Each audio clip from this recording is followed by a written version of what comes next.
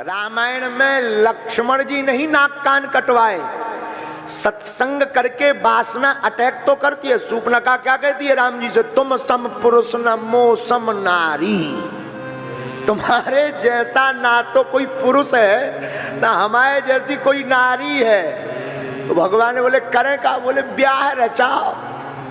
राम जी मन ही मन बोले बड़े ऊंचे खानदान की लग रही हो देवी जी, जो अपने मुंह से विवाह के लिए लड़का देख रहा हो, अपनी कन्या अपने लिए खुद लड़का देख रही हो, उससे सिद्ध हो जाता है कि ये कितने ऊंचे खानदान की है। हाँ। तो राम जी क्या बोले, राम जी बोले सुना हो देवी जी, हमारा तो रजिस्ट्रेशन हो गया, ये जो बगल में जानकी जी बैठी हैं ये हमारी रजिस्ट्री है। आहाय कुमार मोर लघु भ्राता, लेकिन ये जो हमारे छोटे वाले भैया है ना, यहां जाओ लक्ष्मण जी के पास। तो एक सज्जन हमसे बोले बताओ राम जी झूठ बोलते हैं? बोले क्यों? बोले राम जी कह रहे आहाय कुमार, लक्ष्मण जी कुंवारे हैं, बल्कि विवाह तो इनका हो चुका। एक संत बोले सठे साठ्यम समाचरे हित, जब सूर्पनखा कह सकती है कि रहम कुंवारी, जब सूर्पनखा झूठ बोल सकती है कि इसी कारण से मैं अब तक कुंवारी रही। बोले क्यों?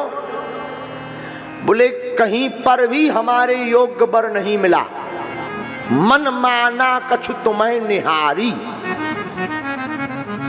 बल्कि सूर्पनखा की शादी पहले हो चुकी थी विद्युत जिह्वा नाम के राक्षस के साथ, जो रावण के समान ही बलवान था, नाम था विद्युत जिह्वा। लेकिन रावण को लगा कि कंपटीशन में यही हमारी वोटें काट सकता है, तो ज्यादातर राजनेता कंपटीशन वाले का पत्ता साफ कर देते हैं। तो रावण ने भी, मंत्री जी सुन रहे हो ना, हाँ हाँ, हमारी कथा में सब कुछ मिलेगा आपको, पॉलिटिक्स भी ऊंचे लेवल की ही। तो रावण को लगा कि ये आदमी हमारी वोट काट सकता है सगा दम जीजा, पर का किए मरवा दिए। तो सूर्पनखा ने प्रण ले लिया, जिस प्रकार हमारा सुहाग उजाड़ा, मैं प्रण लेती हूं रावण है तो तू मेरा भाई, मैं भी तेरी बनी बनाई दुनिया उजाड़ दूंगी। ये गुप्त कथा है। तो सूर्पनखा राम जी के पास जाती कि ब्याह कर लो। राम जी बोले हम तो सर्टिफिकेट बगल में लिए बैठे हैं, छोटे वाले हमारे आहाय कुमार मोर लघु भ्राता, उनके पास डेरा डालो।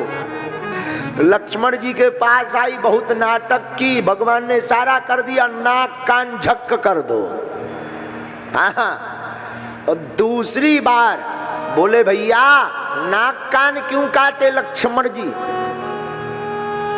कथा के बाद सूर्पनखा आई, सत्संग के बाद वासना आई, और लक्ष्मण जी ने सोचा अगर ऐसे ही छोड़ देंगे तो ये किसी ना किसी पर अटैक करेगी और धर्म भ्रष्ट हो जाएगा। इसलिए लक्ष्मण जी नाक कान बिनु कीन मनो रावण को चुनौती दिए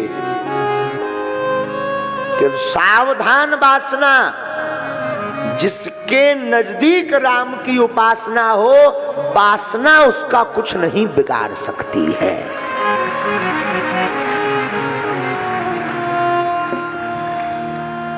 लेकिन भैया जो कथा सुनकर सोचते हैं कि अब हम, कई लोग ऐसे भी हैं इस भारत भूमि में, कई बार हनुमान चालीसा पढ़ लें तो दिन भर यही खुशी रहती कि आज हम भगवान को मना लिए।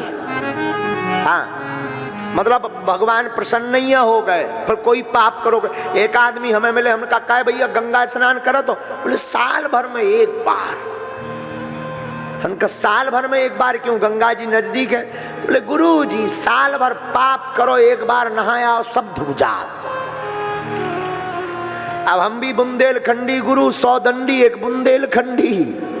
हमने भी कहा साल भर में क्यों 3 साल में एक बार किया करो, शरीर घुल जाएगा।